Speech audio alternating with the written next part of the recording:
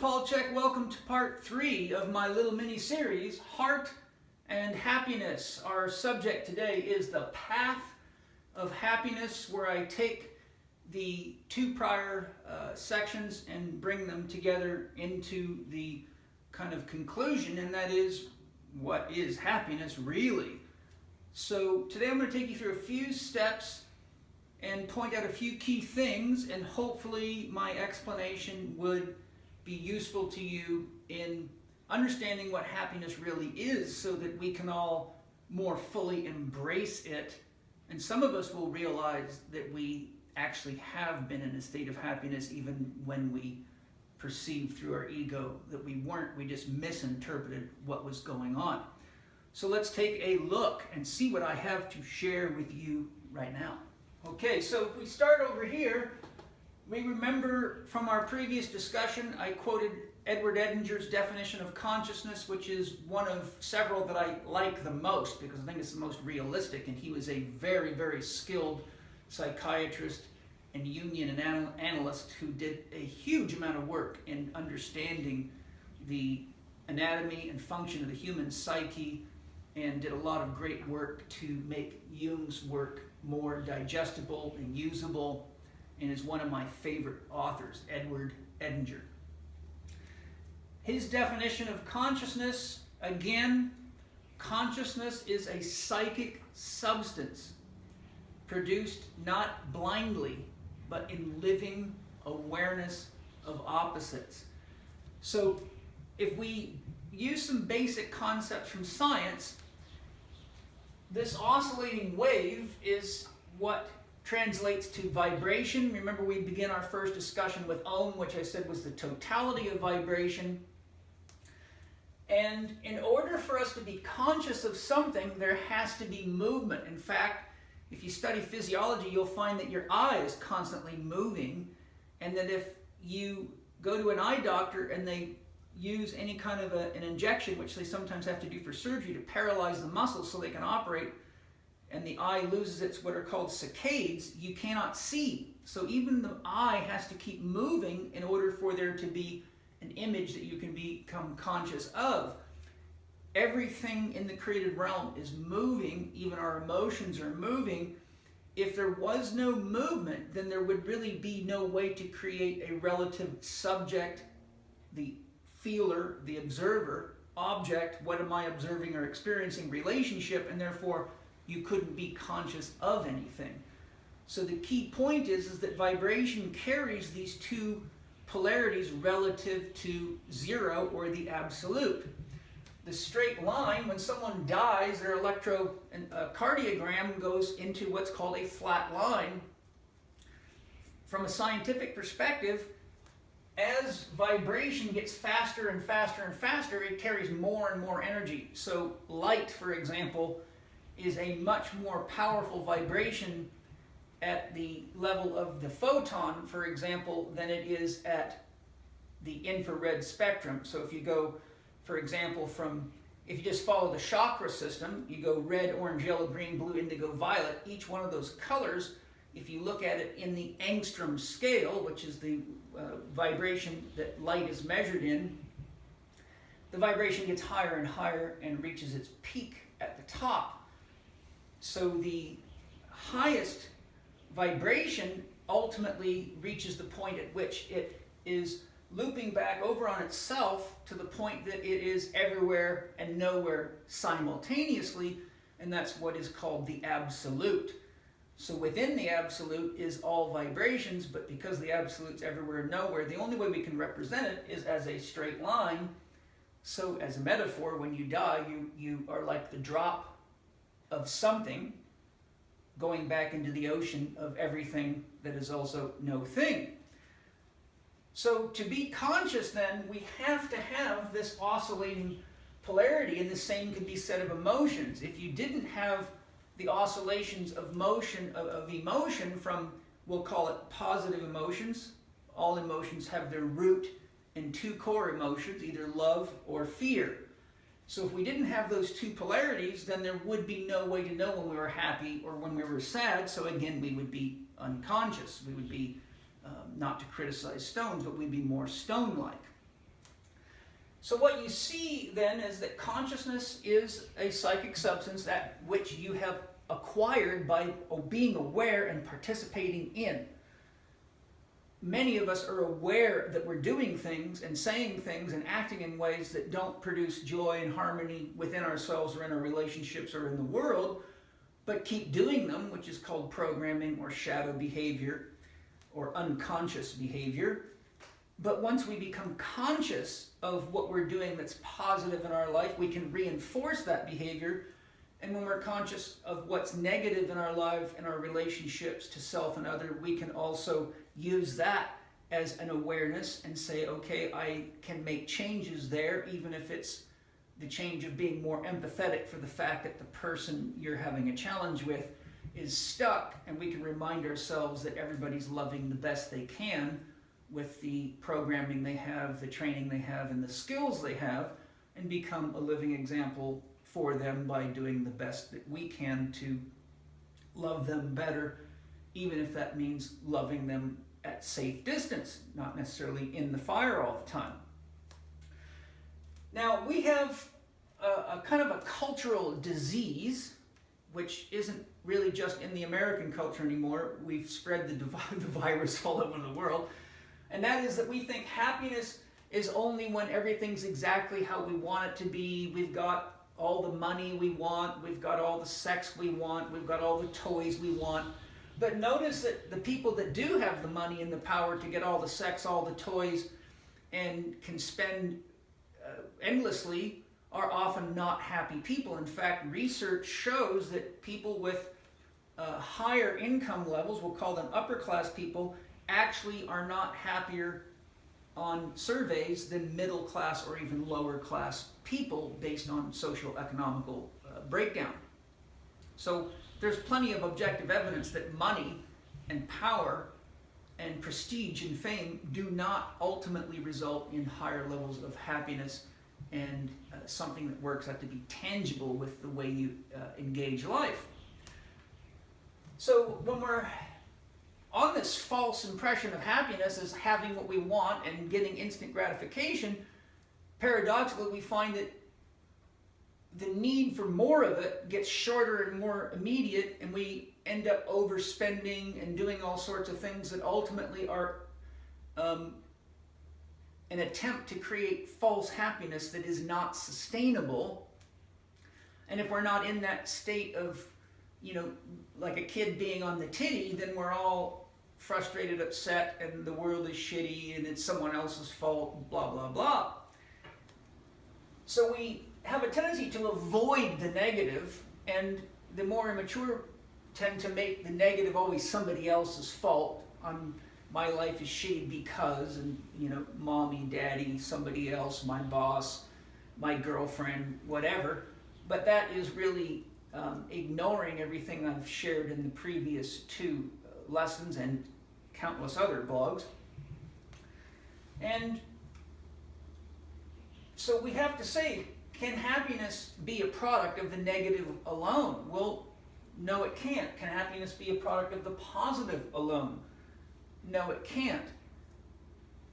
Because we need both of those polarities to create consciousness. But remember, another definition of consciousness by John Dewey is awareness of awareness.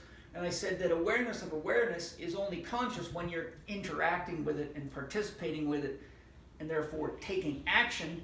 And the only way we can really guide and direct our actions is if we have a clearly defined dream, goal, or objective for our lives at any given time, which has to be supported by values, which is, what is your code of conduct?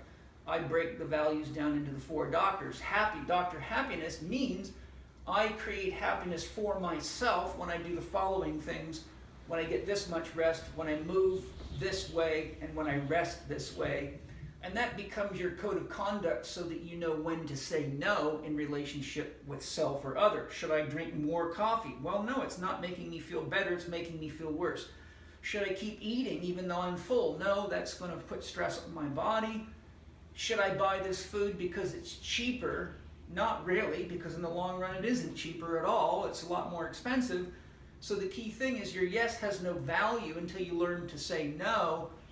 So the natural challenges of creating the life we want and the choices we have to make requires an awareness of when to say yes and when to say no.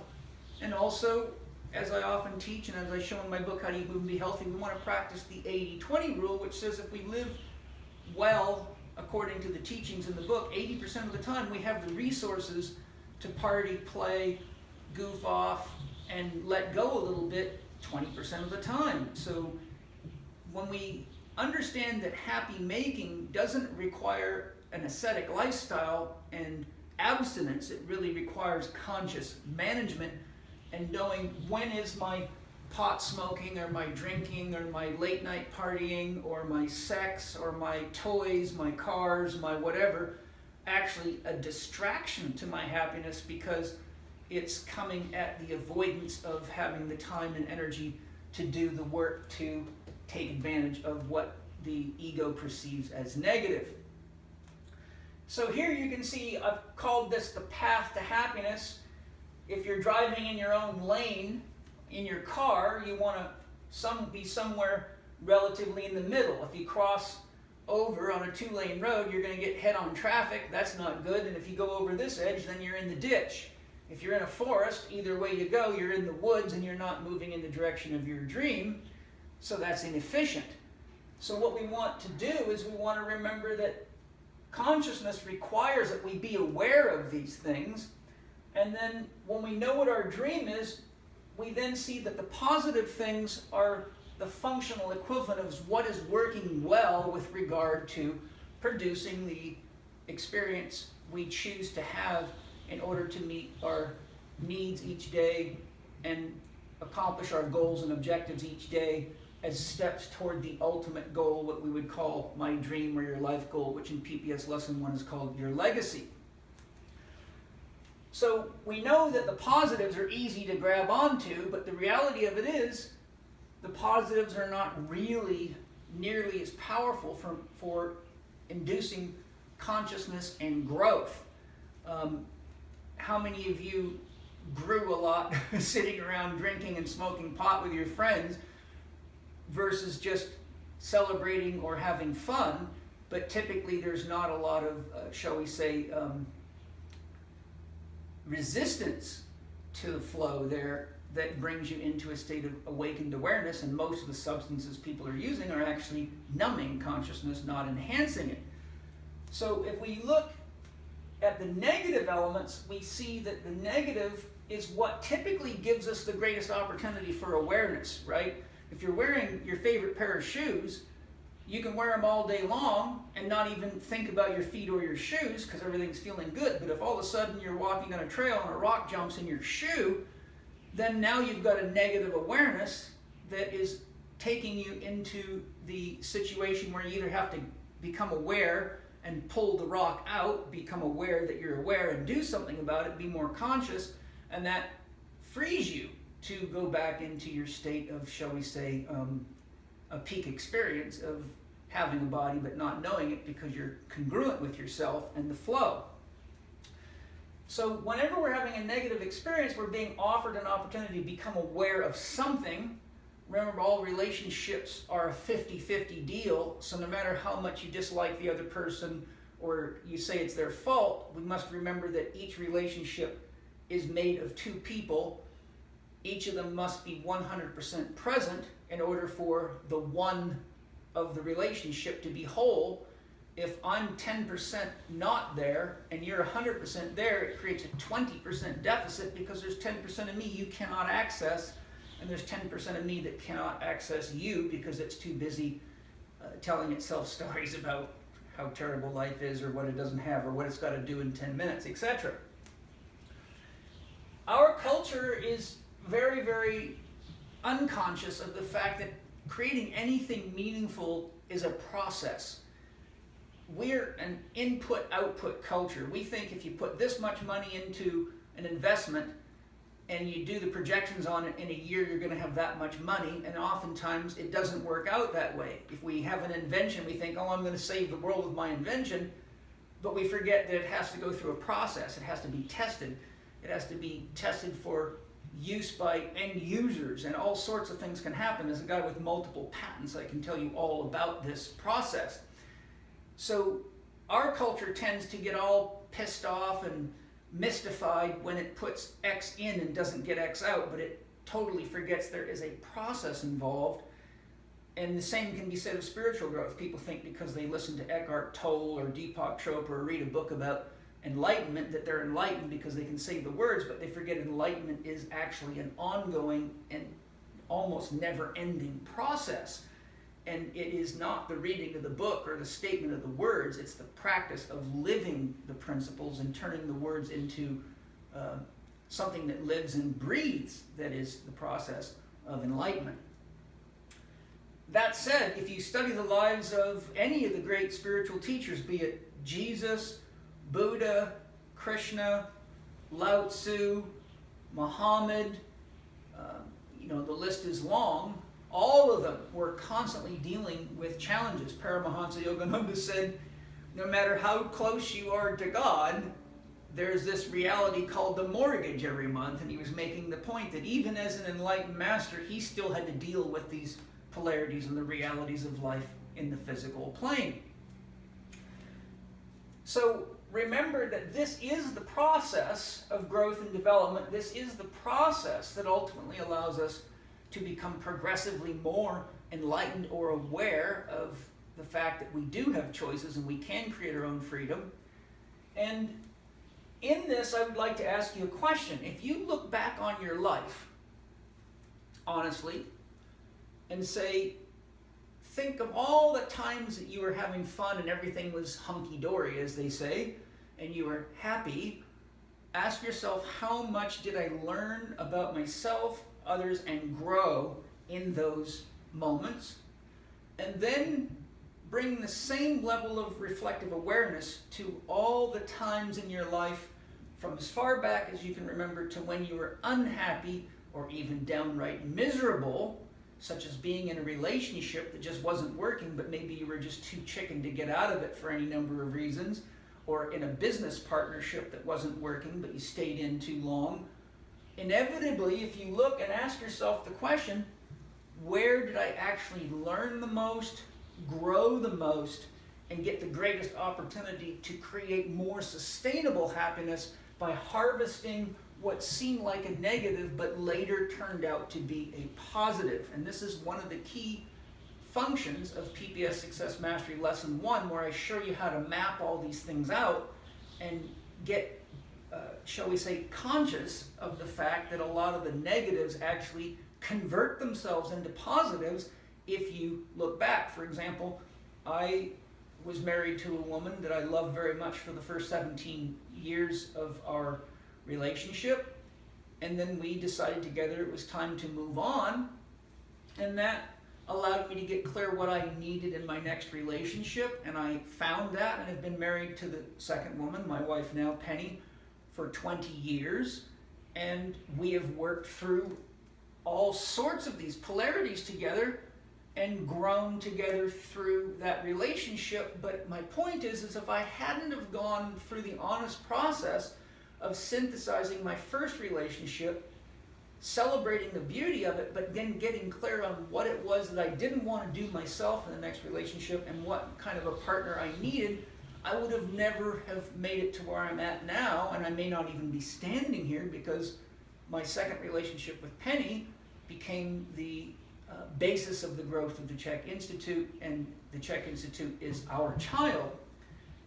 And that grew even further to my third partnership, in which I have Penny and Angie and my son Mana, who's 7 months old now, and Spirit was so gracious to allow me to have a wife that would allow me to have a second wife, living together in tremendous beauty and harmony, all of which I could never have experienced if I had not have effectively processed the challenge of the first relationship. And I could give you 1,000 more stories from my own life just like that. So in essence then, what I'm saying is that happiness is not some illusory positive state that can be maintained by drugs, money, sex, or toys. It's just impossible. And our pursuit of that kind of happiness, I must share honestly from my heart, is destroying the planet. We are destroying the entire planet in pursuit of a false sense of happiness. And it is evidence that our religions and spiritual philosophies at large are not teaching us the importance of managing 4 doctors and having a tremendous level of respect for the fact that we are the planet and we are the universe, and we could act more in accordance with natural law and be a lot better off. So happiness is the natural oscillation or undulation of the 2 energies that create anything and everything, the masculine or positive, the feminine or negative, and those oscillations and undulations are the movement of life itself. That is the heartbeat of life. It's in all of us, and we are much more likely to be happy when we reach the point in our lives when we celebrate the things that are going well, but we embrace the challenges knowing that that's where the greatest learning potential and the greatest growth potential is. And in my life, I've found and coached countless numbers of people to this ability that it doesn't necessarily mean you get all excited and start, yay, something terrible happened today, I'm going to get enlightened. You still have the emotions. I don't think it's wise to run from those emotions. If you're angry, feel your anger. If you're sad, feel your sadness. The difference is don't get drowned in it and don't see it as the end. Know that in your own life, those things have always led to another sunny day, another party, another celebration, another marriage, another business partner, etc. Process them and know that if you process them honestly and openly with the intention of growing yourself and sharing that with others, that you find that it gets easier and easier to do, and you're more and more open to the experience and less resistant to allowing what I call the pain teacher to guide you. If we keep numbing and drugging and cutting to get rid of the pain teacher, we stay not only unconscious, but we keep supporting an allopathic medical system that is in place because people are so willing to pay money to avoid becoming enlightened, to avoid becoming happy, and then walk around taking seminars endlessly and doing the same stuff over and over again. So this is the path of happiness. And Buddha said you cannot travel the path until you become the path yourself or itself. And that's very, very true. So this is how I do my best to live my life. And yes, I do have plenty of ups and downs and lots of people wanting things and needing things, and I have to be careful with my time. I've got 2 beautiful women to share my love with, and a child, and a significantly large business worldwide, and there's many people wanting attention and needing to be this or that or wanting to be rescued, and it can be quite challenging day to day, but Spirit always gives you what you're ready for. If it's in your life, then at some level you're ready for it, and as they say spiritually, if it doesn't kill you, it makes you stronger. The secret is not to add to the killing by being unconscious or not participating, and then you do get stronger. Otherwise you just slowly die and you become a corpse walking around on drugs waiting for Jesus to come save you or something along those lines.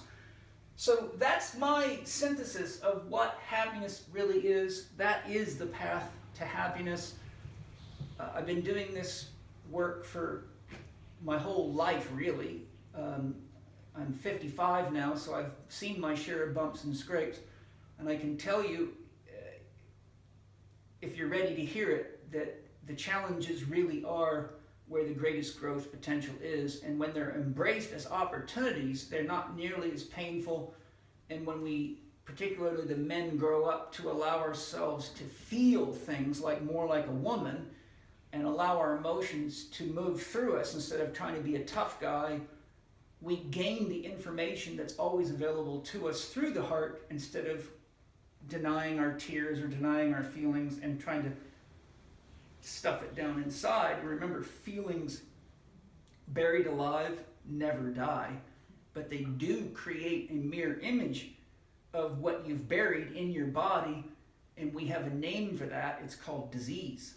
So thanks for joining me on this. Some resources that I think might be helpful for you. PPS Success Mastery Lesson, that's Personal, Professional, Spiritual Success Mastery Lesson 1, how to find and live your legacy or your dream. 2, Self-Management. 3, the science of effective goal setting, where I teach you how to use goals intelligently and effectively. PPS Lesson 9, which is helpful in this regard, is called Don't Get Your Feathers Wet, which is all about the polarities of life and relationships and you know, the importance of knowing when to and not to take things personally so that you don't lose yourself. Lesson 10 is the great polarities, and it goes much deeper into why all these polarities are so necessary and how the whole universe is created out of them. Lesson 11 is smart communication, so I teach you this acronym so you get some key basics of how to communicate effectively, first and foremost to yourself. If you can't communicate effectively to yourself, it's impossible to communicate to others because you've already begun in a false premise. Lesson 12 is sacred listening, which is a very, very helpful, powerful lesson I put together based on my studies of sacred listening. Of course, the last 4 doctors you'll ever need will give you your values that you need to learn to find the middle of your path. How to Eat, Move, and Be Healthy shows you where you're out of balance in your body and looks at key biological systems and gives you tools that are practical and easy to use to fix that up. You can make changes from the bottom, i.e. at the body level, or at the top at the level of belief. Ideally, working the two ends together is good, but always start where your heart is most tuned. In other words, if you're not ready to deal with your negative emotions, your shadow, and your story about why your life is so screwed up, start by getting your body fixed up, and you'll find that as your body heals, your sense of connection to the positive emotions emerges more easily, because your body is really, let's say, has a lot of input into your limbic centers, your emotional centers, and if the body's unhealthy, it floods you with alert, you're in trouble, you might die, you're making yourself sick, which then overrides our perception of what's really going on, and we feel unhappy when we could be happy, but we don't realize it's our body screaming for help. And then HLC 1 online, Holistic Lifestyle Coach Level 1 online, which is also available live, but if you want an easy access home study course, it is my 3-day course synthesizing the 4 doctors, how to eat, move, and be healthy, and taking you even beyond that into practices that you could use every day. And for those of you that want to go deep, deep, deep, baby, we got Chek 4-Quadrant Mastery Coaching, or Coaching Mastery, which will be up online soon.